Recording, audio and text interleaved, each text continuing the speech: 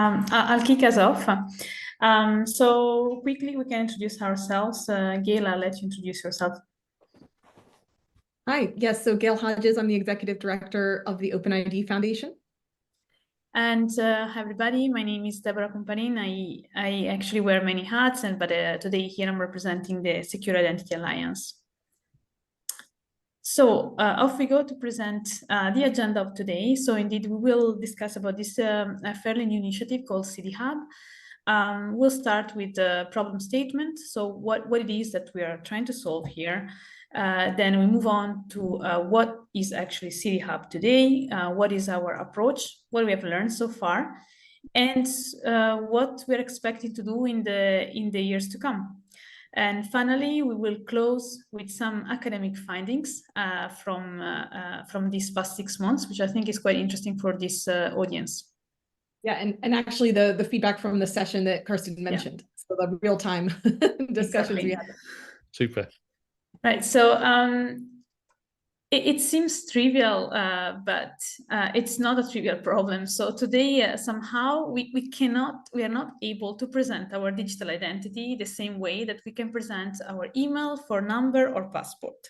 So it is a problem that has been, a lot of people have been cracking this for probably decades, it's fair to say.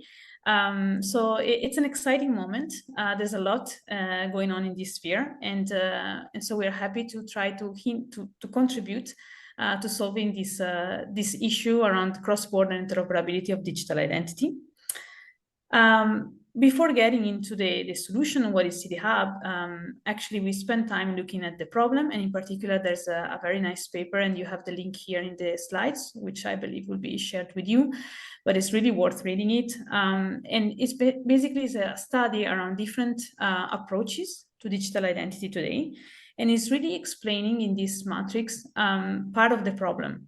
So when we think of digital identity, we see that we have a different approach in every country. So if we want to try to classify it, we can say that there are some countries that are going for a decentralized approach, some other countries that are leaning towards a centralized approach, some countries where the public sector is driving the effort, like for example in Europe with eIDAS2, and in some other context where actually is the private sector that is leading the effort. So it's very hard in this very heterogeneous ecosystem to reach interoperability. And that's true from a technical standpoint, but also from a policy standpoint. So this is what we set ourselves to do. Is a very ambitious objective. And it's basically to define what we need to achieve cross-border interoperability for digital identity. And because it's such a, you can go, yes, it's such an ambitious objective, we don't think that there's anybody that alone can crack this problem in the ecosystem. So the approach from the very beginning of SIDI Hub was collaborative. So the idea here is to pull together different no-profit organizations, standard bodies, multilaterals, development organizations, and academic institutions and governments to together work on this problem. And it was, Gail, correct me if I'm wrong, but it was in December 2023, like roughly 6-7 months ago, that we kicked off this SIDI Hub. So it's the first time that we really launched this publicly to try and figure out if this is a shared problem, right? Is it just the result of our findings? That's our hypothesis, that's what we thought, or is it something shared with the whole ecosystem? And most of all, is the ecosystem willing to work together in a collaborative manner to achieve cross-border interoperability? And so this was really the kickoff, and it was an impressive amount of experts in one room, and it was in Paris. Then we decided that we had to go and meet people where they were. And so we did this interesting plan of having various summits during 2024 in different continents. So the next one that we carried out was in Cape Town.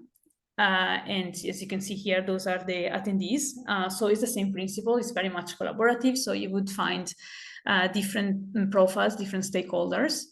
And obviously, Cape Town was very much focused on the African continent needs. So what do they perceive when they talk about cross-border interoperability? What are their specific use cases? What are their needs? And the same was done in Berlin. Knowing that here in Europe, we have EIDAS 2 going on, so that's really a lot of effort, at least in the cross-border interoperability for the region. And those are the attendees. The difference in Berlin is that there were less governments and more academic institutions, because this is where we started to kick off the idea of really working with academia more closely, because we do need research on this on different sides of this problem to really have a go at solving it. So every time we ask people what they think, every time we finish an event, so it's important to get feedback. We do this via a very detailed survey, which we don't have the time to share today, the results of those surveys, but at least you have a sense here in the slides on, you know, the exit poll of, do we want to continue this work? It's important that we stay humble and we keep on asking ourselves the question if we are on the right track and if people are behind us on this and together with us. And so the exit poll, I think they speak for themselves. I mean, we have a very strong agreement to continue the SIDI Hub work. And so this is what we are doing. And with this being said, Formatting error. Leave the floor to Gail for more details on the SIDI. Yeah, I'll just briefly mention the formatting issue. So it was 92% of the attendees in Paris. Of that 120, they were like, yes, we definitely need to keep going. The other 8% were like, maybe it's going to make an impact, but nobody said no. Same thing in Cape Town, 90% of the attendees said, yes, we strongly agree, we need to keep going. 10% said maybe, and nobody said no. In Las Vegas, that was more of a presentation to a room of about 100 plus people attending Identiverse, and again, strong traction there. Then Berlin, we had a different mix. So that's a combination of the SIDI Hub event itself and then the public readout that we did within the European Identity and Cloud Conference. And we think the traction there, the scores came in lower because we had less government attendance. So the proportion was more like 10 to 15% government participation compared to the others. It was like 30 to 40%. So we're definitely focusing on making sure we've got that balance of high government participation in the next couple. So to pick up from Deborah, what is SIDI Hub? It is a community. It is not a legal entity, a governance body, a standards body, any of those other things that you see in the list. So that makes it challenging, especially challenging to coordinate the many nonprofit co-organizers. But we thought that was important for this initial period of time, at least through the balance of this year, in order to kind of prove out that we are working on a problem and there is, a need to work on it, and to gather the facts on the best way to approach it. From our vantage point, it's premature to define like a more permanent governance body like an ICANN or a GLIFE related to this piece of work.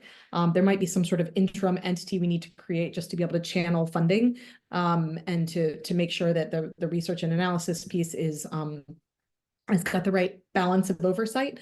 But it's a challenging time, so we're focused on the community and really gathering the facts and doing as much as we can.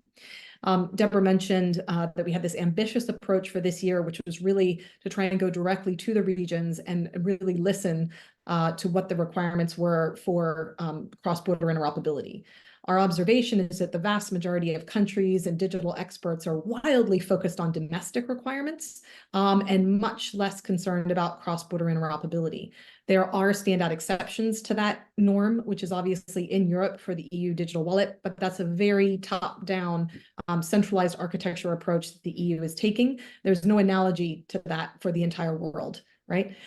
Similarly with ISO and the mobile driving license work that Jordan was just talking about, that is based off of the mobile driving license ISO 18013-5 standard, which again has had tremendous participation and engagement. And so where we're seeing mobile driving licenses, people are converging towards that standard, which is great. But again, those tend to be the exceptions. So in addition to having these 5 conversations on 5 different continents this year, for which we've just had the first 2 and 3 more to come later in the calendar year, we've also been trying to have public readout sessions regularly in different corners of the world, where different members of the co-organizing group, stand up and share the work we're doing on, so that it's as transparent as we can make it. The structure that we've set up for ourselves is that the decision-making bodies remain the same, right? We're just a community. We can't make, decisions on our own. So the decision-making bodies remain who they are, the multilaterals like the World Bank, UNDP, the governments, obviously, NGOs and standards bodies, private businesses, private entities, and then, yourselves as illustrative of the academic and research community. The work streams we've set up, the 5 kind of different areas where we're focusing our efforts, are to define and identify some of the champion use cases that would drive what do people need to do the most? What's the most important from a cross-border digital identity interoperability point of view? So we'll talk a bit more about that in a second. Deborah will speak to the approach for the minimum requirements to digital identity interoperability. That's really tough. If you've got different standards, how are these kind of interfaces between the different standards and the different tech stacks going to work? It is again, wildly complicated problem to solve for. Similarly, trust framework mapping. We think we have a good approach for how to analyze different trust frameworks around the world, so one can understand what you're looking at when there's a different legal stack. So we'll talk about the status there. And then the other 2 areas are more around kind of governance and operational approach. So like, what's our metrics of success?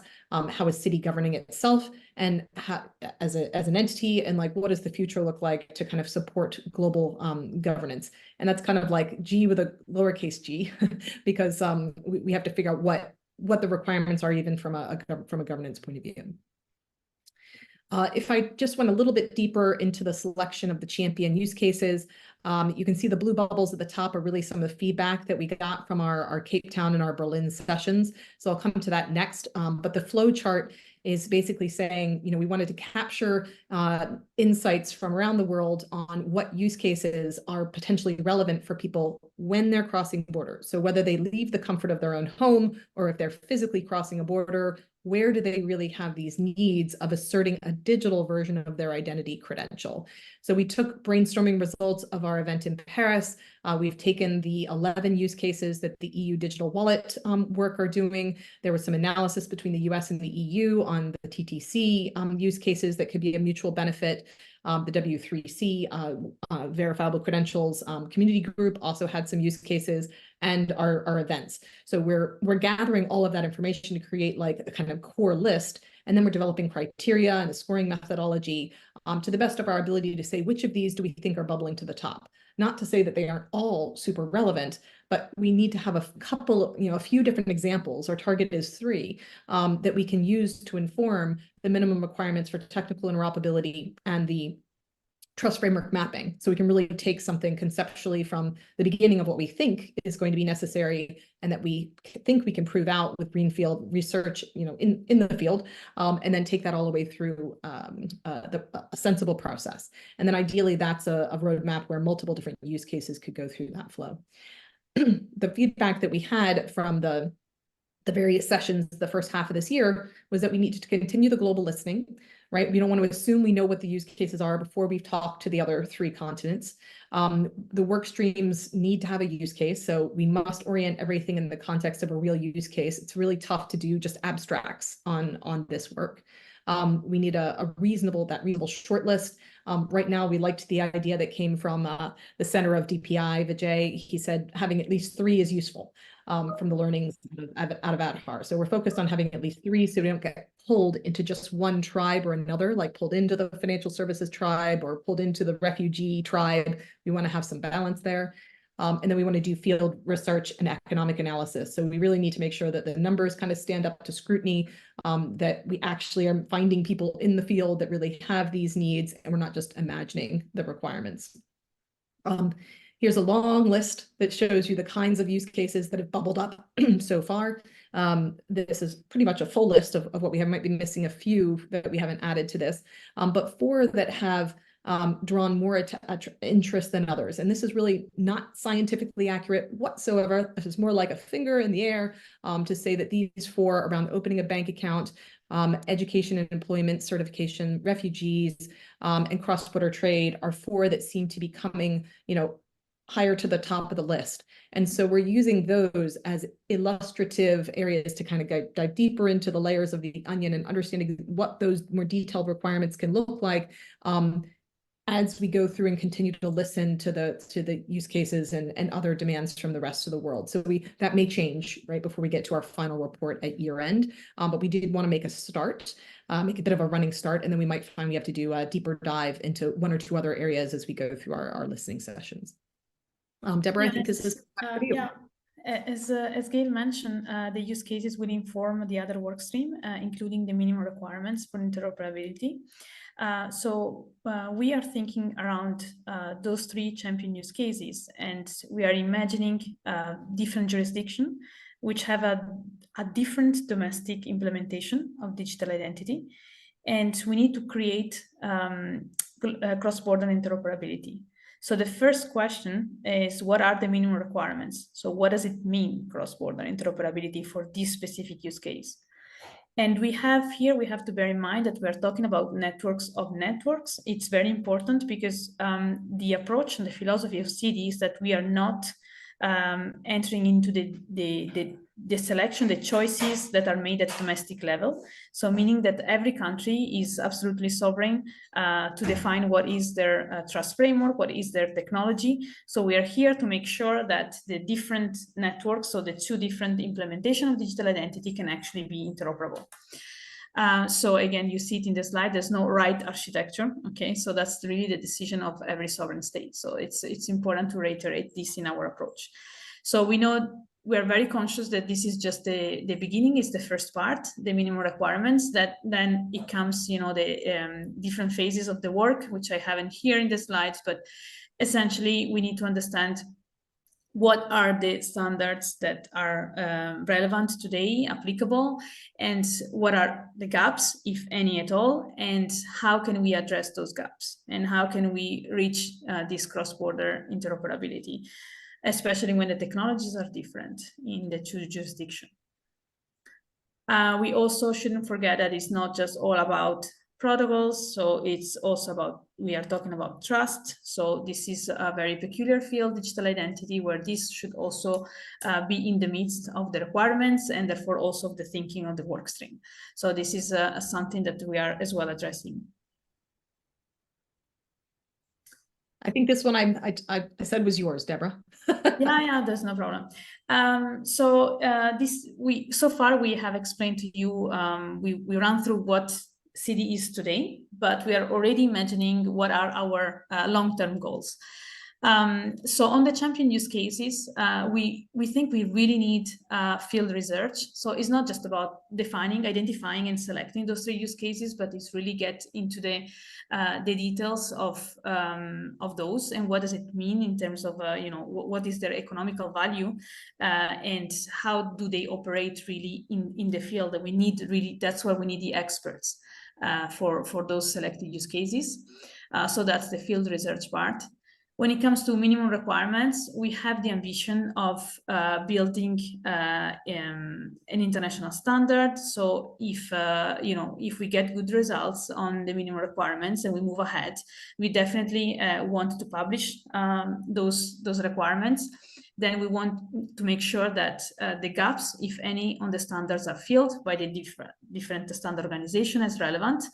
And if we come up with a good solution when it comes to cross-border interoperability from a technological standpoint, well, we would like, of course, to make sure that this all we do is publicly available and also can become a standard. When it comes to trust framework workstream, that's a workstream we haven't addressed in the slides, but it's informed by the great work that is carried out by the OIX, Open Identity Exchange. So we would like, and we are... Deborah, you're breaking up. See if she gets her connection back. You can hear me, right? Yep, can hear you. That's fine. Can't hear Deborah. Okay. I might pick up on the slide. Hopefully her connection will come back. So the trust framework mapping. Metadata. Oh, there you are. You're back now. Go ahead, Deborah. We lost you at the beginning of trust framework mapping. Oh, sorry. Okay. I think I have, yeah. So the neighbors are doing some work. So today my internet is just a bit jumpy. So I was saying that trust framework mapping, it's informed by the great work of OIX, Open Identity Exchange. And we are already, as part of the long-term goals, we're already working with OIX to extend their great analysis to 50 countries. And with the findings of those descriptors for a trust framework, then we would like to imagine how we could transform those into relevant policy metadata for interoperability. And then finally, very quickly on metrics of success, this is about how we can keep ourselves in check, but more broadly, what would be the KPIs if we are successful. So we would see eventually on the long term certification and conformance around the work that we do. And when it comes to SIDI governance, Gail already mentioned capital G and small g, but here what we're really talking about is the internal governance of our group. And then if we look really far into the future, how can we address what you see in the slide as identified as big rocks? So some of the basically open issues around governance, we don't have a solution. We need to work on it with the community. And so essentially could be, for example, the relying party governance. How does that work? Don't know. What is the governance around the issuer authority and what can they issue? Don't know. And how about can we bind legal entity to natural person identity? That's also an open field for research. So this is really like our long-term goal, and this is supported, of course, by our roadmap, and Gail will go through it. Yeah, so big picture, we only just kicked this off last year, right? So the last half of last year, roughly a year ago, Deborah and I and Stephanie and a couple of others said, you know, we think we have a problem here. We had just come out of ID for Africa. And we're like, we think you have a problem that the global north and the global south are in like very different places with very few people overlapping with each other. And they're not on a path to converge amongst themselves. Like how on earth is this going to work? And so that first meeting was truly a question when we got everyone together in Paris, like, do we believe we have a problem? Are there solutions already coming? And by gathering those experts together, focusing on this particular point for the first time, there was that collective understanding that we're at risk of, you know, having all these domestic implementations lead to a train crash where things don't really work the way we expect them to. And so we had that validation, and you know, through the first half of the year, you kind of see we've done a lot of the operational things we wanted to do.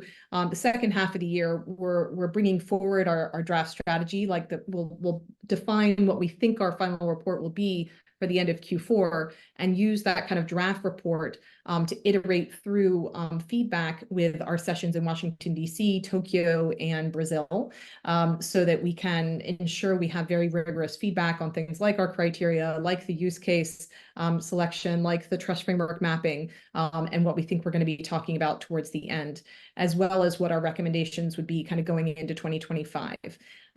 So that's the big picture. That's the game plan. We're trying to sync this work with the G20. The G20 organizers were kind enough to invite me to speak last week on their digital identity and inclusion panel. But there's more work to be done kind of preparing for their recommendations in September before those go towards the senior leaders. So DPI itself is definitely going to be part of the agenda. Digital identity is going to be part of the agenda, but quite how far the G20 is going to go in terms of their guidance, and whether within multilateral MOUs between the countries, they get to enough detail to actually say, hey, we got to really technically solve this problem of interoperability. We really got to look at these trust framework mapping issues and governance issues. Like, unless that guidance becomes a little bit more crisp, not just like, oh, yes, we need interoperability, go group hug.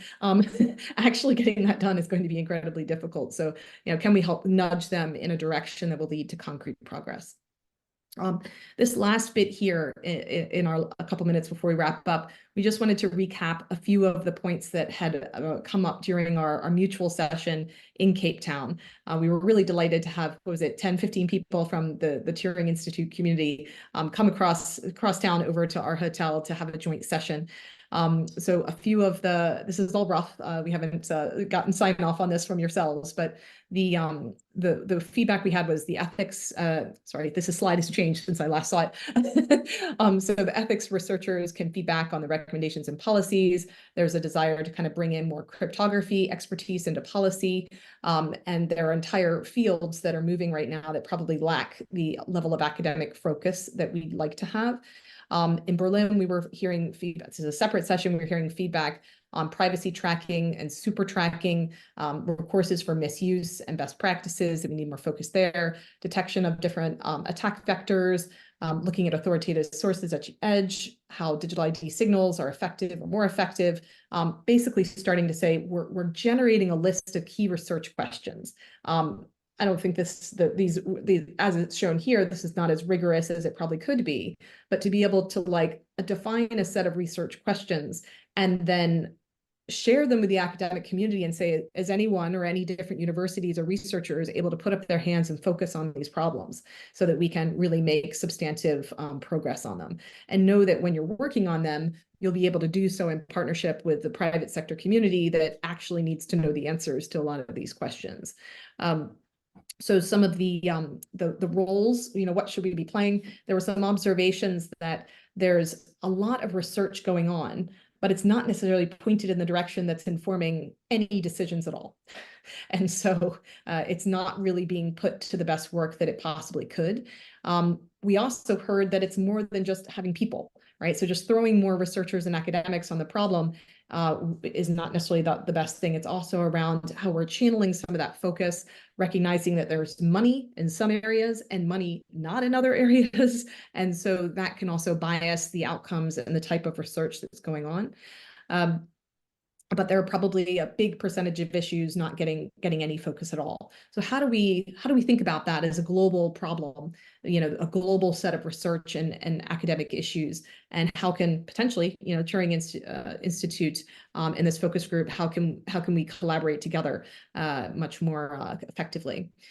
So the types of things we brainstormed were about how we could resource that capacity gap, what options for scale could work across different jurisdictions. Do we need more conferences and calls for papers, to coordinate and make sure that there are spaces to publish the research as it's being developed?